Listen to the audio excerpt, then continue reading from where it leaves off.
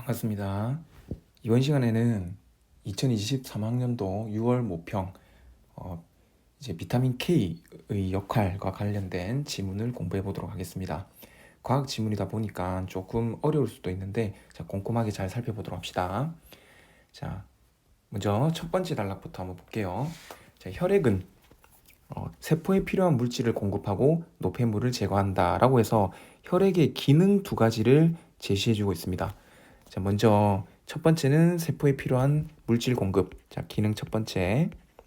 자, 그다음에 두 번째는 노폐물을 제거한다. 두 번째 기능. 자, 이렇게 기능 두 가지를 먼저 제시를 하고 있는데, 자, 우리 혈액에 대한 이야기가 나왔으니까 한번 배경 지식을 한번 떠올려 봅시다.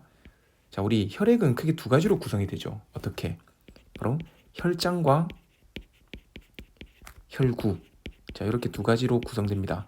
자, 그리고 나면 이 혈구는 다시 세 가지로 나뉘게 되는데 적혈구가 있고요. 그 다음에 백혈구가 있고요. 그리고 혈소판. 자, 이렇게 세 종류가 있습니다. 자, 여기서 적혈구는 산소를 운반하는 기능을 하고 백혈구는 뭐 바이러스 같은 적이 침입했을 때 이를 물리치는 역할을 하고 그다음 혈소판은 바로 혈액 응고의 역할을 한다라는 걸 우리는 알고 배경 지식으로 알고 있는 사람들도 있겠죠. 자, 한번 떠올려 보는 겁니다. 그랬을 때 이 글은 혈액 응고와 관련된 글이니까 그 중에서도 혈소판과 관련된 이야기가 있겠구나 정도로 생각해 볼 수 있습니다. 자, 계속 볼게요. 자, 만약 혈관벽이 손상되어 출혈이 발생했습니다. 그러니까 외부 출혈이 생긴 거죠. 혈관벽이 손상되면. 자, 그러면 이 혈액이 응고되어 혈액 손실을 막아야 됩니다. 맞죠? 자, 그때 생기는 이 혈액 응고. 자, 이 혈액 응고의 과정이 어떻게 이루어지느냐? 바로 섬유소 단백질인 피브린이 모여서 자, 섬유소 그물이 만들어집니다. 자, 이 피브린이 모여서 섬유소 그물을 만듭니다.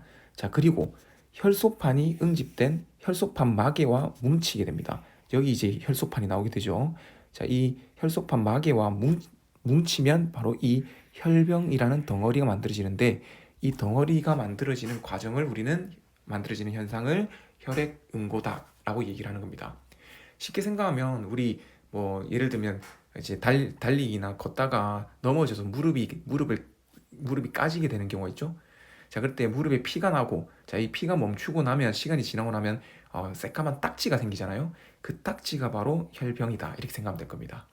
자, 그러면서 이 혈액 응고는 혈관 속에서도 일어나는데, 자, 이 혈관 속에서 일어나는 바로 이 혈액 응고, 즉 혈병을 우리는 혈전이다라고 얘기합니다. 자, 이거 기억해야 되겠죠? 그러면 혈관 밖에서 혈액 응고가 일어나서 만들어진 덩어리를 혈병, 그다음에 혈관 속에서 만들어진 덩어리는 혈전 이렇게 얘기를 하는 거네요. 자, 이물질이 쌓여 동맥내벽이 두꺼워지는 동맥경화가 일어나면 그 부위에 혈전 침착이 있고 그다음에 혈류 감소 등이 일어나서 혈관 질환이 발생하기도 한답니다. 즉 동맥경화가 일어나면 그 부위를 보니까 이런 거죠. 혈전이 침착되어 있는 겁니다. 즉 덩어리들이 뭐죠? 피부린 과 혈소판이 뭉쳐서 만들어진 이 덩어리들이 침착은 가라앉아서 이렇게 붙어 있는 걸 침착이라고 하는데 그러면 이 혈관이 어떻게 됩니까? 혈관이 있으면 이 혈전들이 침착이 되면 이 혈관 통로가 좁아지게 되겠죠. 그죠? 자, 그러면 혈관의 그 혈액의 흐름에 감소가 일어나고 혈액의 흐름이 감소되고 그러면 혈관 질환이 발생할 수 있다라고 이야기를 하고 있는 겁니다. 그러면 우리 혈병은 이게 출혈을 방지하기 때문에 좀 우리 신체의 현상 중에 좀 긍정적인 현상에 해당되고 혈전은 지금 동맥경화 또는 혈관 질환을 유발하기 때문에 부정적인 어떤 현상이 신체 현상이 될 수 있겠네요. 자, 이럴 때 이런 혈액의 응고 및 그다음에 원활한 순환에 바로 비타민 K가 중요한 역할을 한다라고 얘기합니다. 자, 즉 비타민 K의 기능이 바로 첫 번째 혈액의 응고를 돕는 거고요. 자, 두 번째는 원활한 순환, 즉 혈액의 원활한 순환에 도움을 준다라고 이야기를 하고 있습니다. 자, 그러면 당연히 이 뒤에 지문들도 맞죠? 이 비타민 K의 혈액의 응고와 원활한 순환과 관련된 이야기가 나오게 될 겁니다. 자, 됐죠? 자, 그러면 두 번째 단락으로 가봅시다. 그래서 한번 봅시다. 자, 비타민 K는 혈액이 응고되도록 돕는다. 자, 이제 혈액 응고에 대해서 이야기하고자 하죠. 자, 지방을 뺀 사료를 먹인 병아리의 경우 지방에 녹는 어떤 물질이 결핍이 되어 혈액 응고가 지연된다는 사실을 발견했습니다. 그리고 그 물질을 비타민 K로 명명했다고 합니다. 아, 우리는 이걸 통해서 비타민 K의 특성을 한 게 알 수 있네요. 바로 지방에 녹는다라는 특성이 있음을 알 수 있습니다.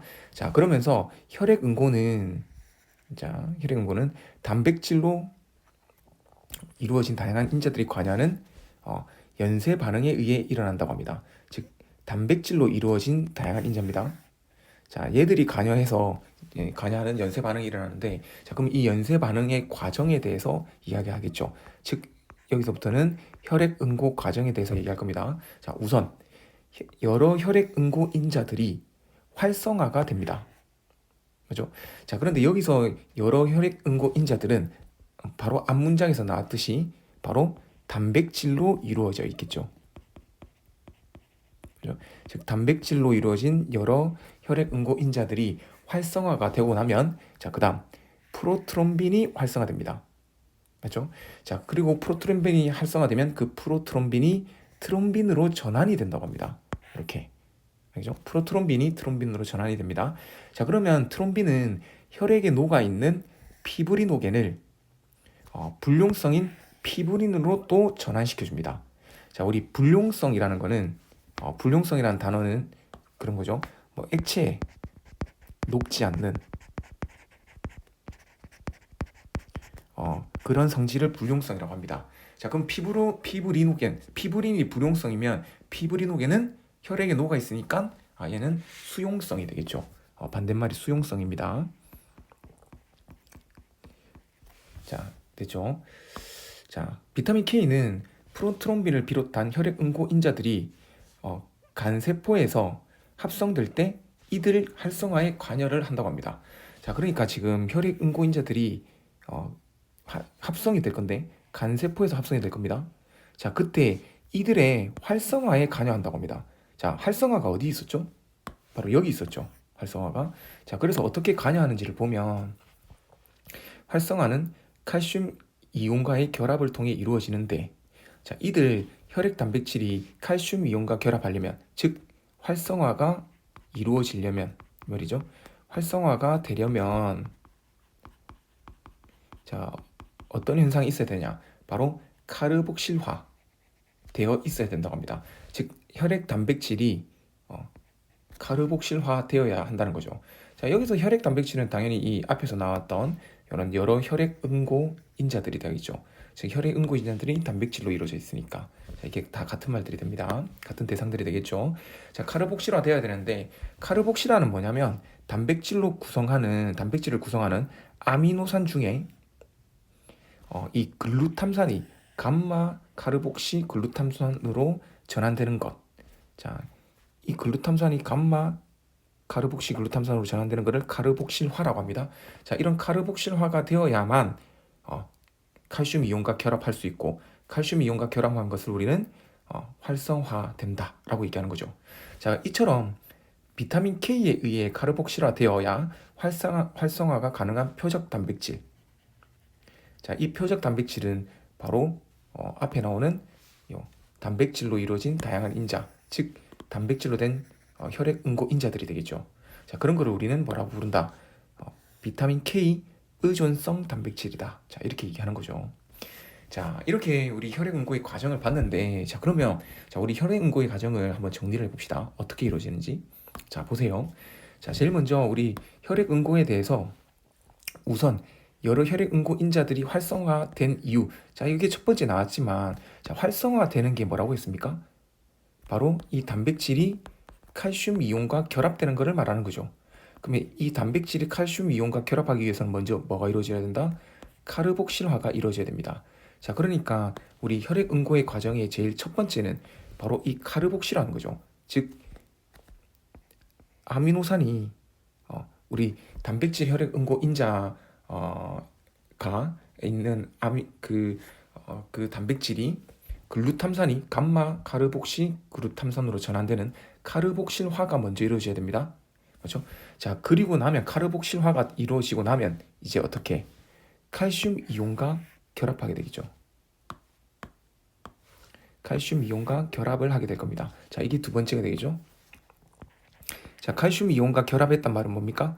바로 여러 단백질 혈액 응고 인자들이 활성화가 된다 이 말이겠죠. 자, 활성화가 되면 어떻게 됩니까? 프로트롬빈이 활성화가 됩니다. 맞죠? 프로트롬빈이 활성화가 됩니다. 자, 그리고 프로트롬빈이 뭐로? 트롬빈으로 전환이 되는 거죠.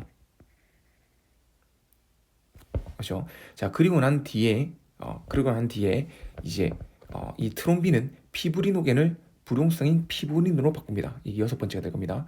자, 이제 그러면 이제 피브린이 만들어졌죠. 그러면 어떻게 되냐? 자, 조금 위로 올라가야 됩니다. 다시. 자, 우리 위에 자, 이렇게 첫 번째 단락에 보면 혈액 응고에 대한 이야기가 여기 있었죠. 자, 여기로 넘어와야 됩니다. 자, 일곱 번째. 바로 이 피브린이 모여서 섬유소 그물을 형성해야 됩니다. 자, 그리고 나면 이 섬유소 그물이 뭐? 혈소판이 응집된 혈소판 마개와 결합이 돼야 되죠. 그리고 나면 이제 혈병이 이게 뭉쳐서 혈병이 만들어지는데, 자, 이 혈병이 만들어지는 걸 우리는 혈액 응고가 됐다. 혈병이 만들어지면 혈액이 응고가 되는 거죠.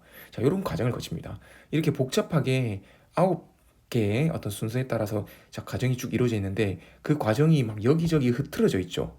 그렇기 때문에 지금 조금 이 글을 이해하기가 힘들 수도 있는데 이걸 순서를 정확하게 체크하면서 정리를 하면 혈액 응고의 과정을 좀 더 쉽게 이해를 할 수 있을 것 같아요.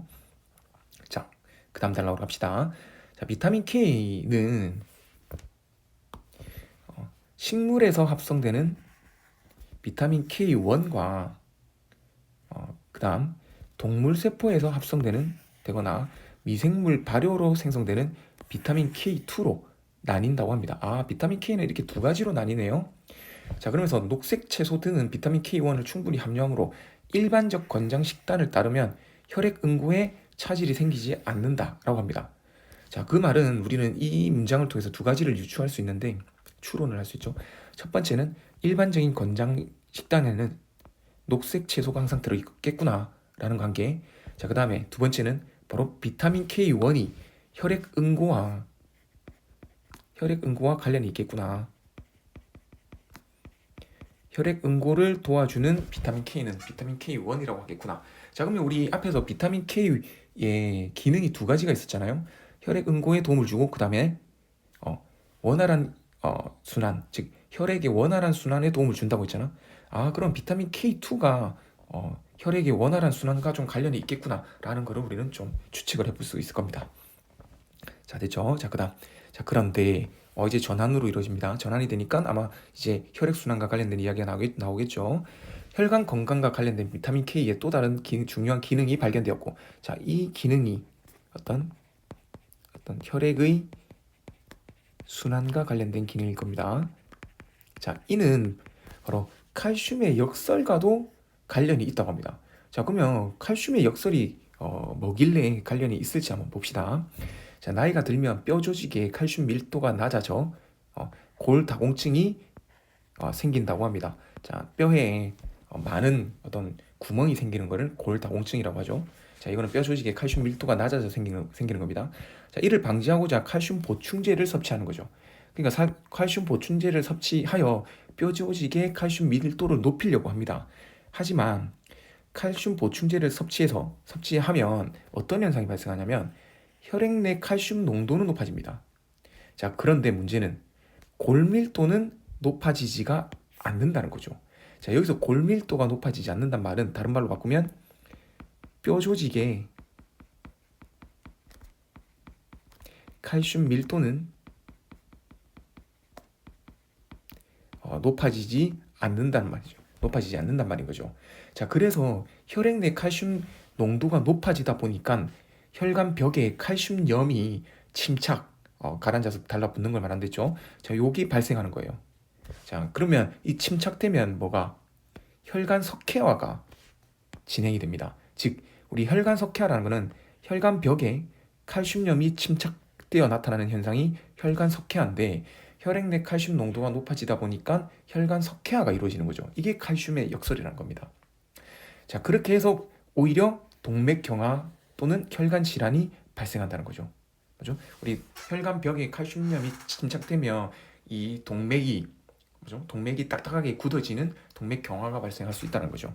그리고 이 혈관에 이제 그 뭐랄까 혈관에 칼슘염이 침착돼 버리다 보니까 통로가 좁아지게 되겠죠. 그러면 이제 그 혈액의 순환이 원활하게 못 이루어지니까 혈관 질환이 발생할 수 있는 거죠.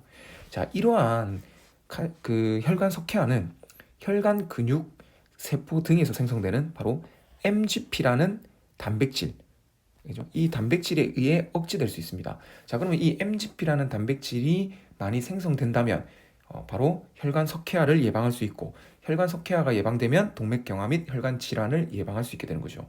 자, 근데 이 MGP가 바로 단백질입니다.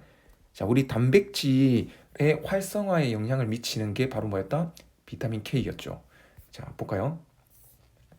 자, 이 단백질이 즉 MGP 단백질이 바로 뭐냐면 비타민 K 의존성 단백질이라는 겁니다. 즉 비타민 K에 의해서 뭐가 이루어진다? 카르복실화가 이루어지고 맞죠?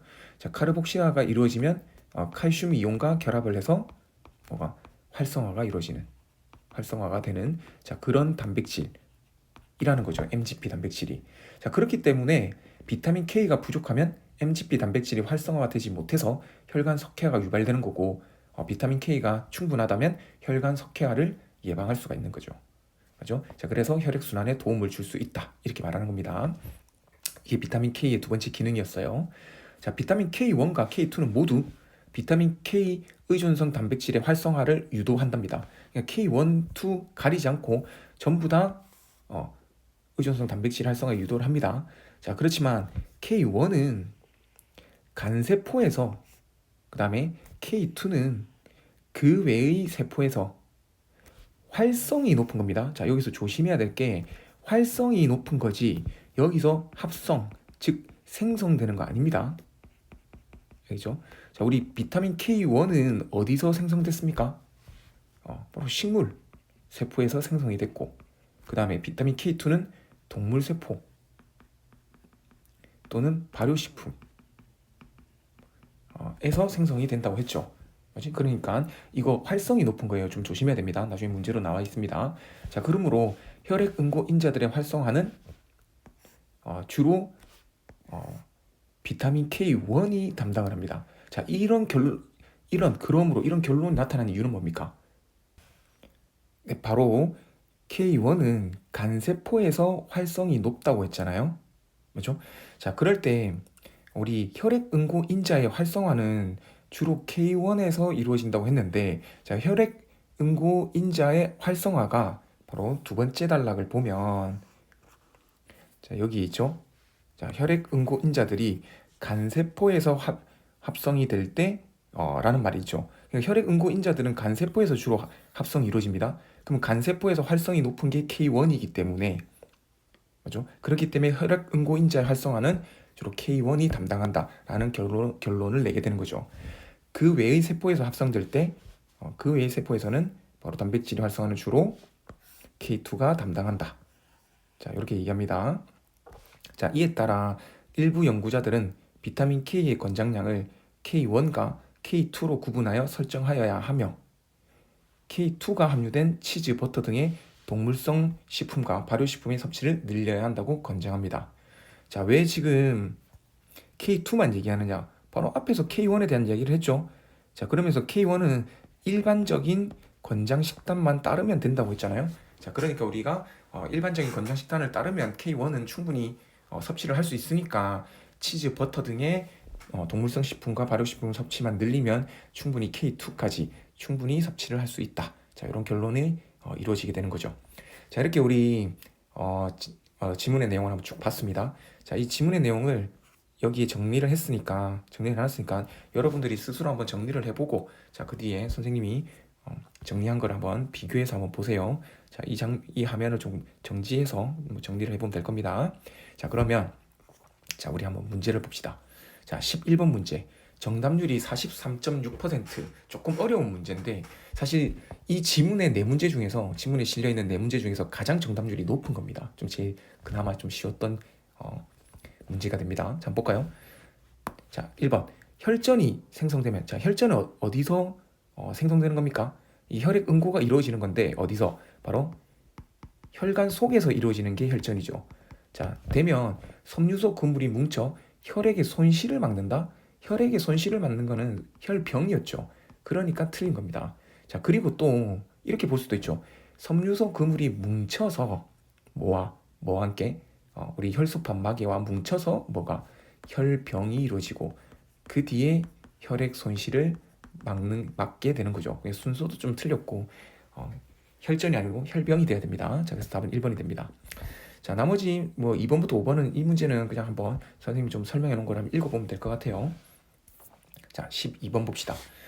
정답률이 36.6%입니다. 상당히 어려웠던 문제죠.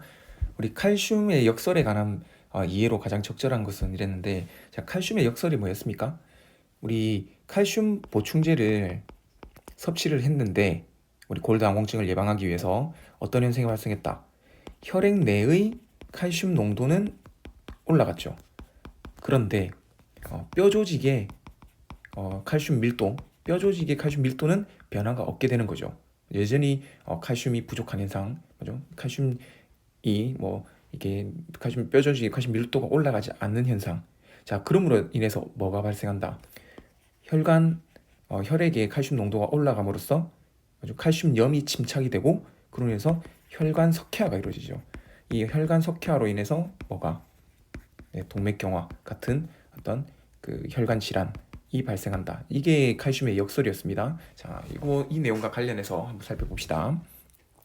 1번 칼슘 보충제를 섭취하면 오히려 비타민 K1의 효용성이 감소된다. 뭐 이런 내용은 전혀 없었죠. 비타민 K1 효용성과 칼슘 보충제와의 관련성은 전혀 없었습니다. 그래서 틀렸고요. 자, 2번 칼슘 보충제를 섭취해도 뼈 조직에서는 칼슘이 여전히 필요하단 말은 역시 칼슘의 밀도가 올라가지 않았다는 말이니까 자, 2번이 올바른 설명이 되네요. 즉 혈액 내 칼슘 농도만 올라가고 뼈 조직 내 칼슘은 여전히 부족한 현상을 말하는 겁니다. 자, 3번을 보면 칼슘 보충제를 섭취해도 골다공증은 막지 못하나 왜냐하면 뼈 조직의 칼슘 밀도가 올라가지 않으니까 혈관 건강은 개선된다는데 아니죠. 이거 혈관 석회화가 이루어져서 그죠? 우리 동맥경화나 혈관 질환이 발생할 수 있다고 했으니까 개선된다고 하면 틀렸습니다. 자, 4번 칼슘 보충제를 섭취하면 혈액 내 단백질이 칼슘과 결합하여 그랬는데 혈액 내 단백질이 칼슘과 결합하는 것은 활성화 뭐 칼슘 이온과 결합하는 것은 활성화와 관련된 건데 이런 내용은 뭐 전혀 없었습니다. 오히려 칼슘염이 침착이 된다고 했죠. 혈관에 뒤에 혈관벽에 칼슘이 침착된다는데 이 칼슘염이 침착된다는 게 혈액 내 단백질이 칼슘과 결합한다, 활성화가 이루어지는 거랑은 관련이 없죠. 오히려 이 혈액 내 단백질이 칼슘과 결합, 즉 활성화가 되면, 즉 단백질 중에 NGP 단백질이 활성화가 되면 이 칼슘이 침착된 혈관 석회화를 억제할 수가 있게 되는 거죠. 자, 됐죠? 자, 그다음 5번 칼슘 보충제를 섭취해도 혈액으로 칼슘이 흡수되지 아니죠. 혈액의 칼슘 농도는 올라간댔습니다. 그러니까 하면 틀린 게 되는 겁니다. 자, 됐죠? 자, 이게 12번 문제였습니다. 자, 그다음 13번. 자, 역시 39.3%로 조금 어려운 어떤 문항이 됩니다. 자, 기억은 비타민 K1이고요. 니은은 비타민 K2입니다. 자, 1번. 기억은 니은과 달리 우리 몸의 간세포에서 합성된다고 했는데 자, 이 문제를 답으로 선택한 사람이 32.4%나 됩니다. 왜 이렇게 많은 사람들이 오답을 선택했을까? 그 이유는 바로 이 간세포. 자, 우리 여기 보면 K1은 간세포에서, K2는 그 외의 세포에서 활성이 높다. 마지막 단락에 K1이 간세포에서 뭐 활성이 높다라는 문장이 있었기 때문에 머릿속에 잔상이 상당히 많이 남아 있었겠죠. 그렇기 때문에 기억은 간세포 이거 맞네 하고 바로 다음 문제로 넘어가는 학생들이 상당히 많았을 것 같습니다. 자, 그렇지만 간세포에서는 활성이 높은 거고 간세포에서 그 K1은 간세포가 아니고 식물에서 합성되고 K2는 동물이나 발효식품에서 합성된다고 했죠. 자, 그렇기 때문에 1번은 틀린 설명이 됩니다. 자, 니은은 기역과 달리 지방과 함께 섭취해야 된다는데 비타민 K는 모두 다 지방에 녹아 있죠. 지방 비타민 K의 특징이었습니다. 그래서 기역과 니은 모두 이렇게 해야 됩니다. 자, 니은은 기역과 달리 표적 단백질의 아미노산을 변형시키지 않는다라고 했는데, 자, 둘 다 변형시킵니다. 둘 다 카르복실화를 만들게 되는 거죠. 자, 그래서 3번도 틀렸습니다. 4번 기역과 니은은 모두 표적 단백질의 활성화 이전 단계에 작용한다. 그 이전 단계가 바로 카르복실화죠. 카르복실화가 먼저 이루어지고 난 다음에 활성화가 이루어지니까, 즉 칼슘 이온과 결합하게 되니까 이전 단계에 작용한다. 올바른 설명이 되겠네요. 자, 그 다음 5번 기역과 니은은 모두 일반적으로 결핍이 발생해 문제가 되는 경우가 없다라고 했는데, 기역이 결핍되면 혈액 응고가 잘 안 되니까 문제가 발생하죠. 그 다음에 니은 역시 또는 꼭 니은이라고 구분을 안 하더라도 역시 비타민 K가 없으면 혈관 석회화 억제를 못하니까 역시 문제가 발생할 수 있습니다. 자, 그러니까 5번도 틀렸습니다. 자, 이렇게 13번은 4번 이었고요. 자, 그 다음에 14번 문제입니다. 정답률이 35.9%로 상당히 어려운 문제였습니다. 자, 가에서 달을 투여함에 따라 체내에서 일어나는 반응을 예상한 겁니다. 자, 그럴 때, 자, 다음은 혈전으로 인한 질환을 예방 또는 치료한답니다. 그럼 혈전으로 인한 질환이라고 했는데, 즉 혈관 내에서 우리 혈액 응고가 일어난 거죠. 자, 그 혈액 응고의 과정은 자, 이렇게 지금 여기에 선생님이 정리를 해놨죠. 1번부터 9번까지. 자, 이거와 연결시켜서 생각을 하면 될 겁니다. 자, 한번 볼까요? 자, 1. 가의 지나친 투여는 혈관 석회화를 유발할 수 있겠군이라고 했습니다. 자, 혈관 석회화를 억제하기 위해서는 뭐가 필요합니까? MGP 단백질이 필요하죠. 자, 이 MGP 단백질을 활성화에 기여를 하는 게 바로 뭐다? 비타민 K죠. 그런데 가 와파리는 비타민 K의 작용을 방해를 합니다. 작용을 방해를 하면 MGP 단백질의 활성화를 방해하게 되는 거죠. 그러면 혈관 석회화를 억제 못하니까 유발할 수 있겠군. 올바른 설명이 되는 겁니다. 자, 나는 플라스미노겐 활성제입니다. 이미 뭉쳐있던 혈전이 풀어지도록 할 수 있다라고 했는데, 자, 플라스미노겐 활성제는 피브리노겐에는 작용하지 않지만 피브린을 분해할 수 있다고 합니다.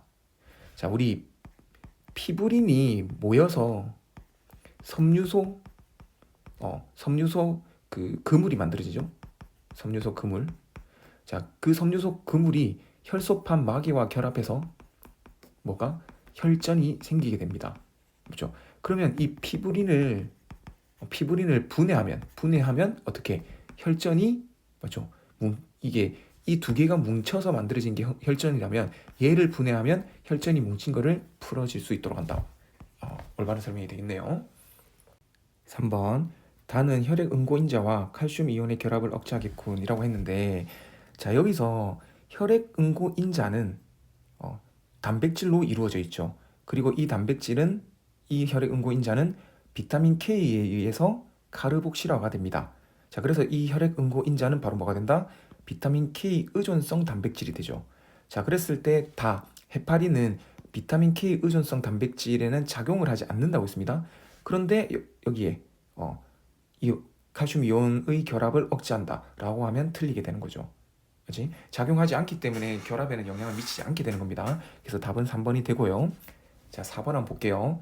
자, 가와 다는 모두 피브리노겐이 전환되는 것을 억제하겠군 했는데, 자, 피브리노겐은 뭐로? 피브린으로 전환이 됩니다. 맞죠? 자, 그럴 때 자, 지금 가를 볼게요. 와파린은 트롬빈에는 작용하지 않고 비타민 K 작용을 방해함 이렇게 돼 있어서 트롬빈이 바로 피브리노겐을 피브린으로 전환시키는 거니까 이거 가 틀렸는데 이런 생각을 할 수도 있습니다. 자, 그런데 그게 아니라 자, 이거 한번 보세요.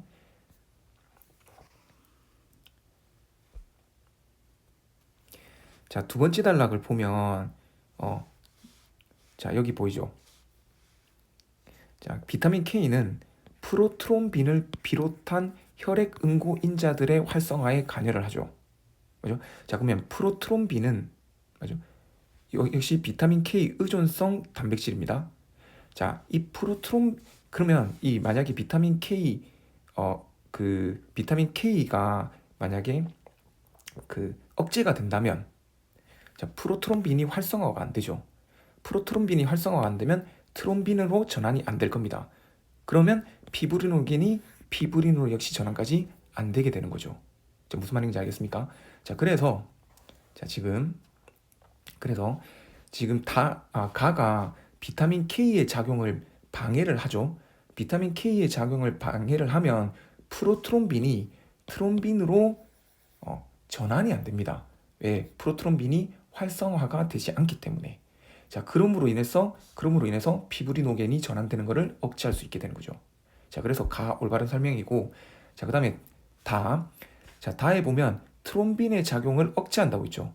자, 트롬빈의 작용을 억제하면 역시 피브리노겐이 피브린으로 전환되는 것이 억제되겠죠. 자, 그래서 4번은 올바른 설명이 됩니다. 자, 그다음에 5번. 나와 다는 모두 피브린 섬유소 그물의 형성을 억제하겠군. 이라고 했는데, 자, 나는 보니까 피브린을 분해한다니까 올바른 설명이죠. 자, 그 다음에 다를 보니까 트롬빈의 작용을 억제한다고 했죠.